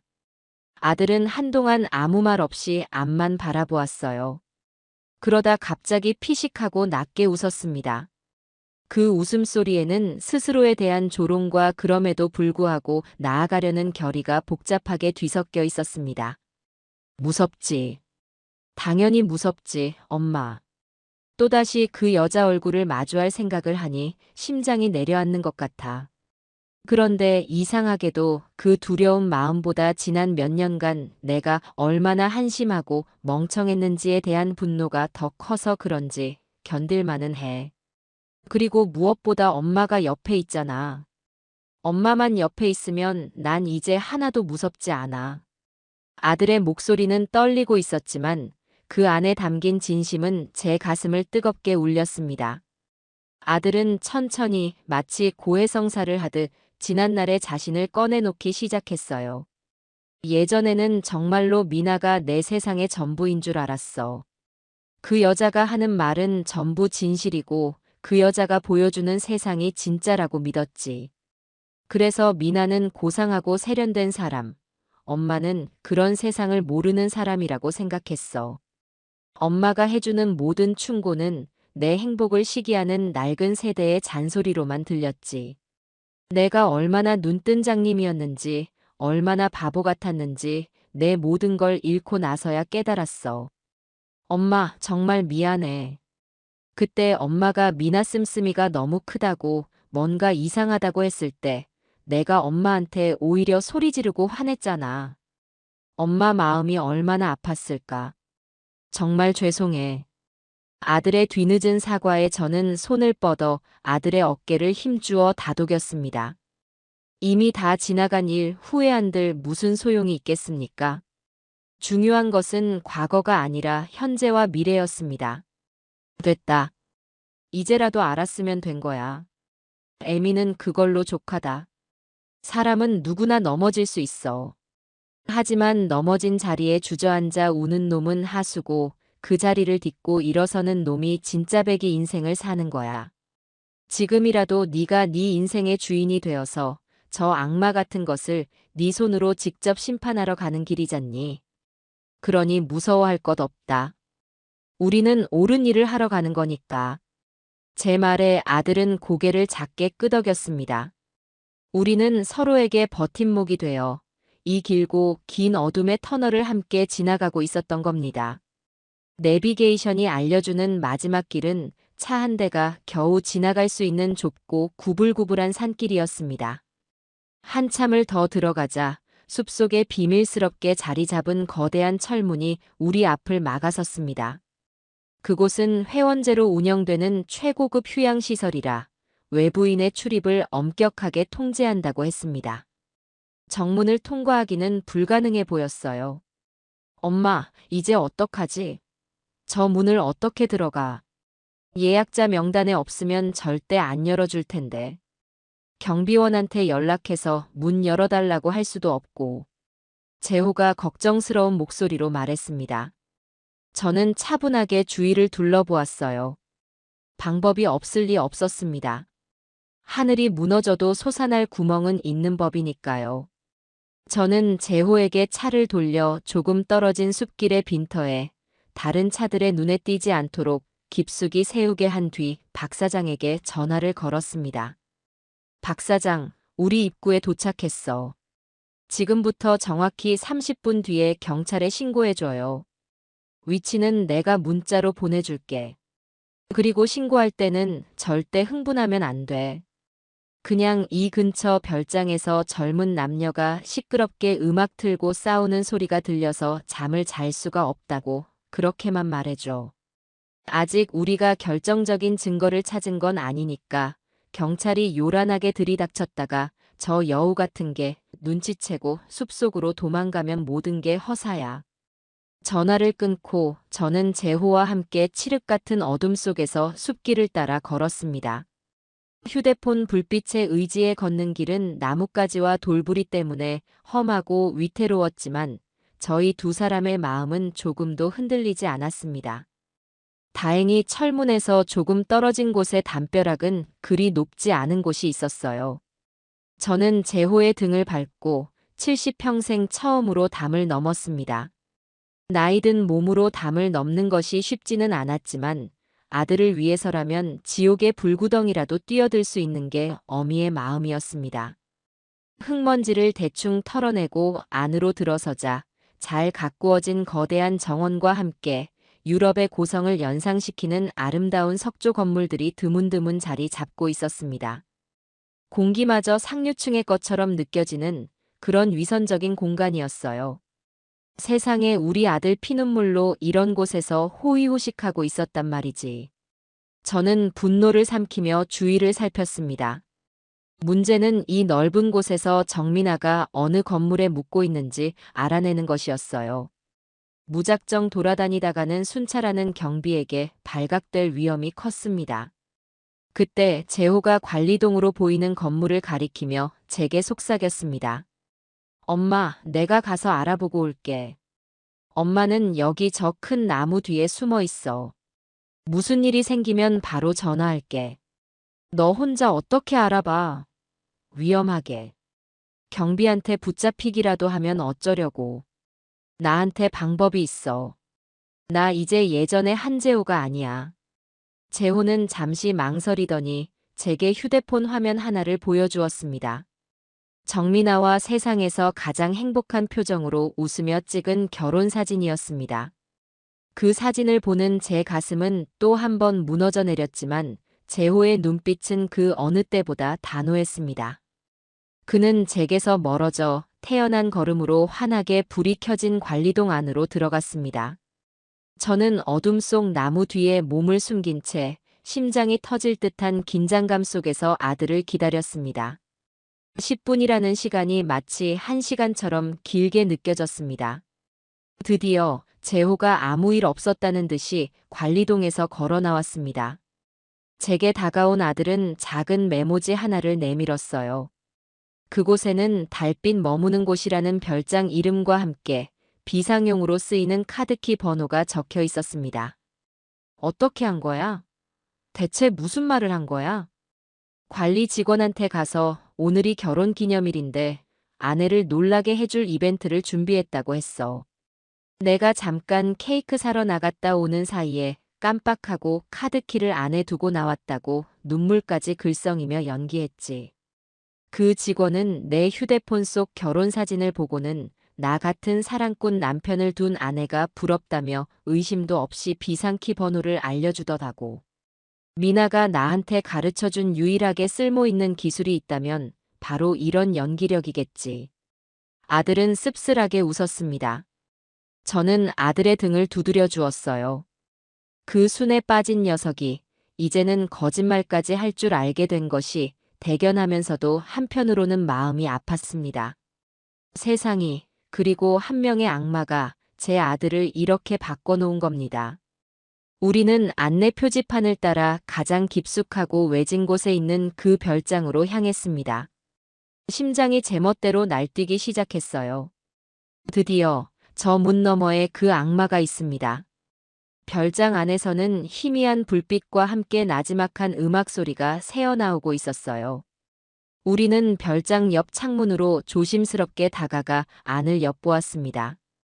거실 한가운데 정민아는 몸에 착 달라붙는 비싼 실내복 차림으로 소파에 비스듬히 누워 있었습니다. 한 손에는 와인잔을 들고 다른 한 손으로는 태블릿 화면을 넘기며 누군가와 영상 통화를 하고 있었어요. 아마도 또 다른 공범이거나 새로운 사냥감이겠지요. 그녀는 교태 섞인 목소리로 웃으며 떠들고 있었습니다. 그럼 걱정 마. 한국은 곧 뜰 거니까. 멍청한 전 남편이 남겨준 돈이 좀 많아서 당분간은 발리에서 조용히 지내려고. 당신만 준비되면 바로 합류해. 그 말을 듣는 재호의 어깨가 분노로 떨리는 것을 느꼈습니다. 저는 아들의 팔을 꽉 잡으며 진정시켰습니다. 테이블 위에는 온갖 종류의 비싼 안주와 함께 여러 나라의 화폐 다발, 그리고 위조된 것으로 보이는 여권이 어지럽게 놓여 있었습니다. 그녀는 자신의 새로운 인생을 계획하며 축배를 들고 있었던 겁니다. 우리 아들의 피눈물이 담긴 축배를요. 저는 심호흡을 한번 하고 재호가 알아낸 번호를 눌러 문을 열었습니다. 문은 소리 없이 부드럽게 열렸어요. 안으로 들어서는 순간 독한 향수 냄새와 달콤하면서도 역한 와인 냄새가 확 풍겨왔습니다. 그 돈으로 가는 여행은 즐거울까? 제 나지막한 목소리에 정민아는 화들짝 놀라 자리에서 벌떡 일어났습니다. 손에 들고 있던 와인잔을 떨어뜨려 바닥에 하얀 양탄자의 붉은 얼룩이 피처럼 번졌지만 그녀는 신경 쓸 겨를도 없어 보였어요. 우리를 발견한 그녀의 눈이 지진이라도 난 듯 크게 흔들렸습니다. 어머니, 재호 씨, 여긴 어떻게 이 시간에? 하지만 그녀의 당황은 아주 잠시였습니다. 그녀는 금세 표정을 바꾸고는 오히려 우리가 자기 영역을 침범한 불청객이라도 되는 양 경멸이 가득한 눈으로 우리를 쳐다보며 비웃음을 흘렸습니다. 세상에, 늙은이가 여기까지 어떻게 왔어? 스토킹이야? 주거침입으로 경찰에 신고하기 전에 당장 꺼져. 그 뻔뻔하고 악랄한 태도에 재호가 이성을 잃고 그녀에게 달려들려는 것을 제가 다시 한번 팔로 막아 세웠습니다. 지금은 분노를 터뜨릴 때가 아니었어요. 분노는 힘이 세지만 지혜를 이기지는 못하는 법입니다. 재호야, 진정해.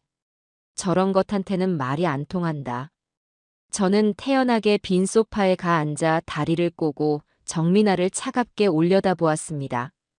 제 예상치 못한 여유로운 태도에 오히려 그녀가 당황한 듯 했어요.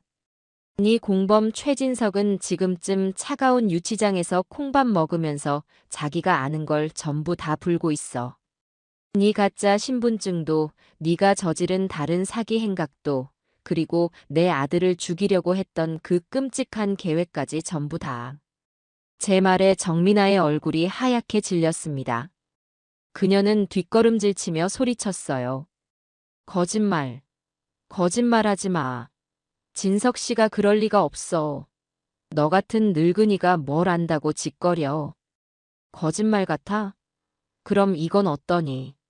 네가 여기서 김민영이라는 가짜 이름으로 숨어 있는 것도 우리가 이미 다 알고 왔는데. 너는 이제 도망갈 곳이 없어. 네가 만든 지옥 속에서 평생을 살게 될 거야. 제 말이 끝나자마자 정민아의 완벽했던 가면이 완전히 깨져내렸습니다. 그녀의 얼굴에서 오만함과 여유가 사라지고 벼랑 끝에 몰린 짐승의 공포와 증오만이 남았어요. 그녀는 독사처럼 저를 노려보며 악을 쓰기 시작했습니다. 그래, 내가 그랬다. 그래서 뭐, 어쩔 건데. 너 같은 늙은이랑 네 아들 같은 멍청한 놈은 당해도 싸. 세상 물정 모르는 것들이 돈만 많으니까 나 같은 사람한테 다 뺏기는 거야. 그게 세상 이치라고. 속은 놈이 바보지 속인 사람이 무슨 죄야. 닥쳐라. 어디서 감히 네 더러운 인생을 세상 탓으로 돌려. 재호가 울분을 참지 못하고 소리쳤습니다. 내가 너를 얼마나 사랑하고 믿었는데 어떻게 나한테 이럴 수가 있어. 내가 너한테 뭘 그렇게 잘못했는데. 말해봐. 정민아는 그런 재호를 보며 미친 사람처럼 깔깔대며 웃어댔습니다. 그 웃음소리가 별장 안에 소름 끼치게 울려 퍼졌어요. 잘못? 너의 가장 큰 잘못은 분수도 모르고 나 같은 여자를 아내로 맞으려고 했던 거야.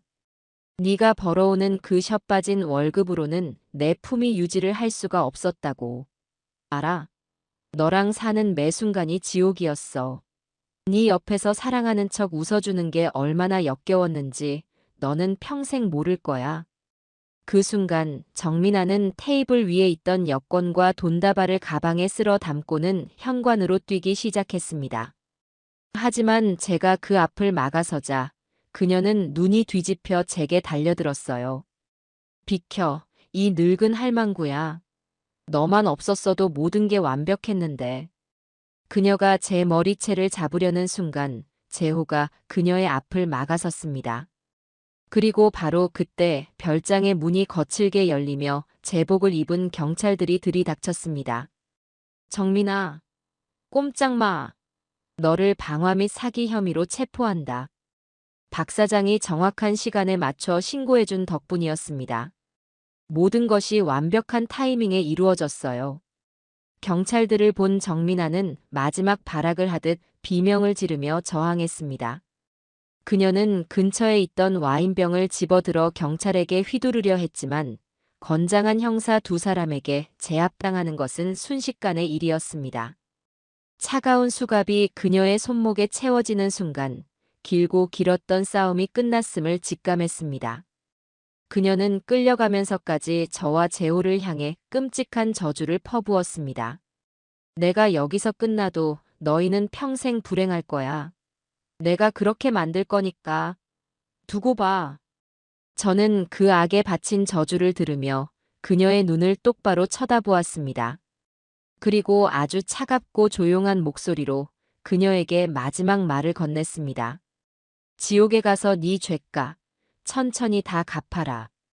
정민아가 체포된 후 세상은 온통 그 여자와 그 배후 조직에 관련된 이야기로 떠들썩했습니다. 언론에서는 연일 희대의 결혼 사기 조직 검거라는 제목으로 대서특필했고 그들의 끔찍하고 대담한 범죄 행각이 낱낱이 드러나며 대한민국을 충격에 빠뜨렸습니다. 저는 재호와 함께 경찰서와 검찰청을 수없이 오가며 참고인 조사를 받아야 했어요. 기자들은 어떻게 알았는지 저희 집 앞까지 찾아와 진을 치고 있었고 쉴 새 없이 전화가 울려댔습니다. 그 과정은 무척 고되고 힘들었지만 저는 단 한순간도 약한 모습을 보이지 않았습니다. 제가 무너지면 제 아들도 함께 무너질 테니까요. 몇 달 뒤 드디어 재판이 열렸습니다. 법정 피고인석에 선 정민아는 예전에 화려하고 당당했던 모습은 온데간데 없이 초췌하고 원망이 가득한 얼굴을 하고 있었어요. 그녀는 끝까지 자신의 죄를 뉘우치지 않았습니다. 국선 변호사 대신 어떻게 구했는지 모르겠지만 아주 비싸고 유능해 보이는 변호사를 고용해 모든 것이 재호의 강압 때문에 벌어진 일이며 자신은 심신미약 상태였다는 터무니없는 주장을 펼쳤어요. 그녀의 변호사는 재호를 의처증 환자로 저를 아들에게 집착하는 악독한 시어머니로 몰아가려 애썼습니다. 하지만 진실을 가릴 수는 없었습니다. 증인석에 선 저는 판사님과 배심원들을 똑바로 바라보며 그날 제가 겪었던 모든 일들을 차분하게 증언했습니다. 불타는 집, 길 건너의 미소, 사라진 돈, 그리고 아들을 잃을 뻔했던 그 끔찍한 공포까지. 제 증언이 끝나자 법정은 무거운 침묵에 잠겼습니다. 다음 재판에서는 재호가 증인석에 섰습니다.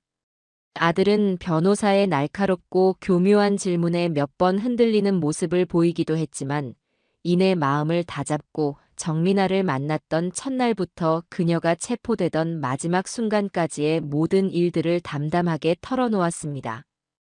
그녀를 얼마나 사랑했는지, 그래서 얼마나 맹목적으로 믿었는지, 그리고 그 믿음이 어떻게 배신당하고 산산조각 났는지에 대한 아들의 고백은 방청석에 앉아있던 많은 사람들의 눈시울을 붉게 만들었습니다.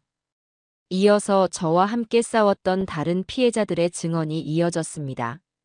결혼 자금을 사기당했던 젊은 부부는 서로를 부둥켜 안고 울며 증언했고 평생 모은 셔 빠진 돈을 잃은 노인부는 말을 잇지 못하고 가슴을 쳤습니다. 그들의 피 맺힌 절규가 법정을 가득 메웠습니다. 정민아는 그 모든 광경을 지켜보면서도 단 한 번도 미안한 기색을 내비치지 않았습니다. 오히려 지겹다는 듯한 표정으로 하품을 할 뿐이었어요. 마지막 선고 공판이 열리던 날, 법정은 피해자들과 기자들로 발 디딜 틈이 없었습니다. 판사는 준비해온 판결문을 긴 시간 동안 읽어내려갔습니다. 정민아와 그 일당이 저지른 죄목은 셀 수 없이 많았어요. 판사는 정민아의 모든 혐의를 유죄로 인정하며 그녀가 저지른 죄가 얼마나 반사회적이고 악랄한지를 길고 엄하게 꾸짖었습니다.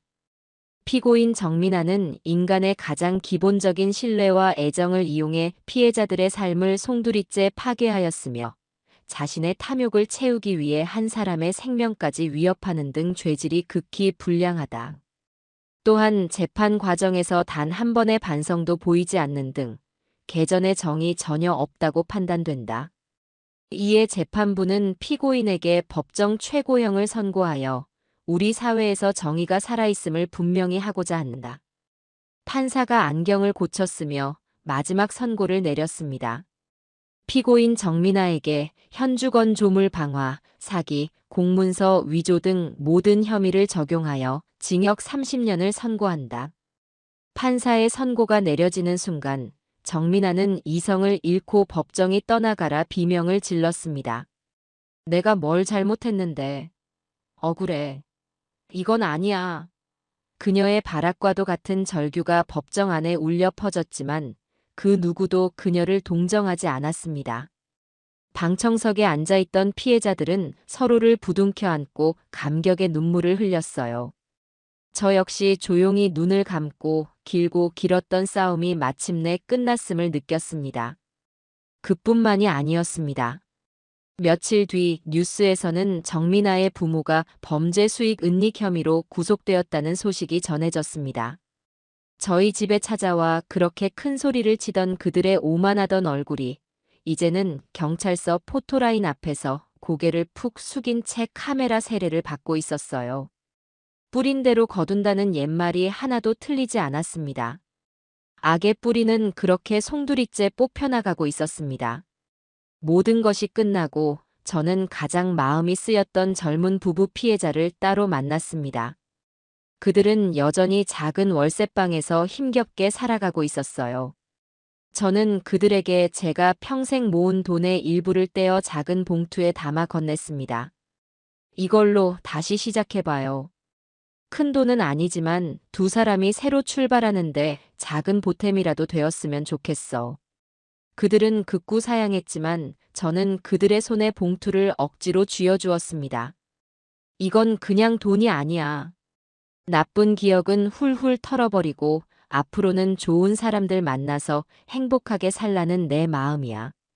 그러니 사양 말고 받아요. 젊은 부부는 제 손을 잡고 아이처럼 펑펑 울었습니다. 그들의 눈물을 닦아주며 저는 비로소 제 마음속에 남아있던 마지막 분노의 앙금이 씻겨나가는 것을 느꼈습니다. 복수는 복수로 끝나는 것이 아니라 상처받은 사람들이 다시 일어서는 것을 도와주는 것으로 완성되는 것임을 깨달았습니다. 그로부터 1년이라는 시간이 흘렀습니다. 계절이 4번 바뀌는 동안 우리 모자의 삶에도 많은 변화가 있었습니다. 잿더미만 남았던 아들의 아파트는 이제 따뜻하고 아늑한 새로운 보금자리로 다시 태어났어요. 예전처럼 크고 화려하지는 않았지만 모든 공간에 저와 재호의 손길이 닿아 있었습니다. 허영과 거짓으로 채워졌던 과거의 껍데기를 벗고 진실하고 소박한 행복을 담는 그릇으로 다시 태어난 겁니다. 가장 큰 변화는 제 아들, 재호에게 찾아왔습니다. 아들은 그 끔찍한 사건을 겪은 뒤 다니던 대기업에 사표를 냈습니다. 그 소식을 들었을 때 저는 아들이 혹시나 삶의 의욕을 잃어버린 것은 아닐까 덜컥 겁이 났었죠. 하지만 제 걱정은 기우였습니다. 아들은 몇 달간의 휴식과 고민 끝에 작은 시민 단체에 들어가 새로운 일을 시작했습니다. 저희와 같은 금융 사기 피해자들을 돕는 일이었습니다. 자신의 아픈 경험을 바탕으로 더 이상 억울한 피해자가 생기지 않도록 법률 상담을 해주고 그들의 곁을 지켜주는 일이었습니다. 월급은 예전의 절반도 되지 않았지만 아들의 얼굴은 그 어느 때보다도 편안하고 행복해 보였습니다. 퇴근하고 돌아온 아들의 입에서는 더 이상 회사 상사나 거래처에 대한 불평이 나오지 않았어요. 대신 오늘 만났던 피해자 할머니의 손을 잡아드렸던 이야기, 법률 문제로 막막해하던 젊은 부부에게 해결의 실마리를 찾아주었던 이야기들을 신나게 늘어놓았습니다. 잃어버린 돈보다 더 소중한 삶의 의미와 보람을 되찾은 사람의 얼굴이었습니다.